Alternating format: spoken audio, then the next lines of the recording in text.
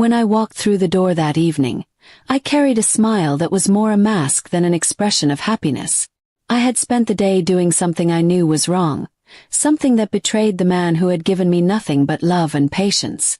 Yet, as I stepped inside our quiet home, pretending nothing had changed, I could already feel that everything had.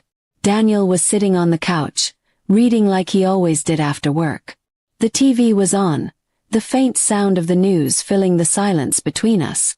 When he looked up, his eyes met mine for a second, and in that brief moment I saw it. He knew. He didn't say a word, didn't ask where I'd been or why I was home late. He simply nodded and turned back to his book. That single act shattered something inside me. I walked into the kitchen, pretending to busy myself with dinner. Every sound, the clatter of dishes, the running tap, felt louder than usual. My hands trembled as I cut vegetables, and I kept waiting for him to come in and confront me. But he didn't. The silence stretched, heavy and suffocating, wrapping around me like punishment.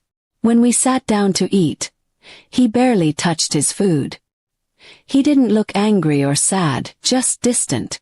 I tried to start a conversation, asking about his day, about work, anything to break the tension. His replies were short, calm, almost mechanical. That calmness hurt more than if he had yelled. It was as if he had accepted something terrible and was already moving beyond me. After dinner, I followed him to the living room and sat beside him. My heart was pounding and guilt was eating me alive. "Daniel," I whispered, "is something wrong?" He looked at me, his expression unreadable. "You tell me," he said softly. That was all. Just those 3 words.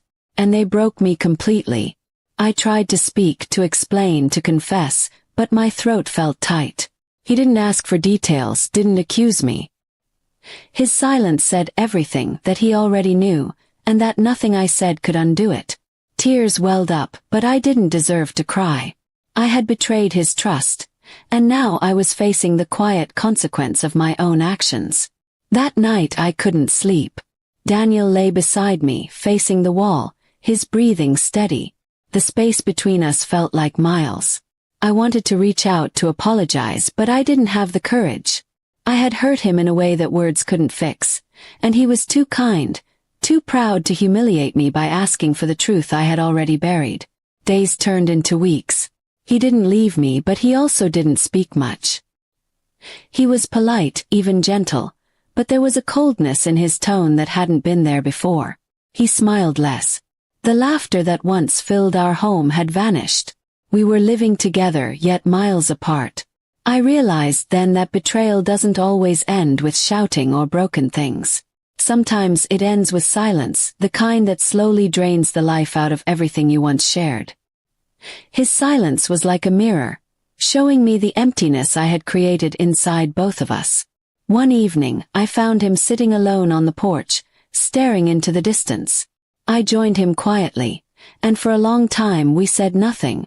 Then, in a voice that barely rose above a whisper, he said, "I loved you more than my pride." My heart clenched. There was no anger in his tone, only sorrow. I wanted to beg for forgiveness, but I knew forgiveness wouldn't erase what I had done. I had crossed a line that could never be uncrossed.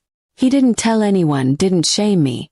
He simply carried the pain in silence, letting it shape the distance between us. That hurt more than any punishment he could have given. Over time, he started spending more hours at work, coming home late, avoiding long talks. I stayed home, waiting, hoping, regretting.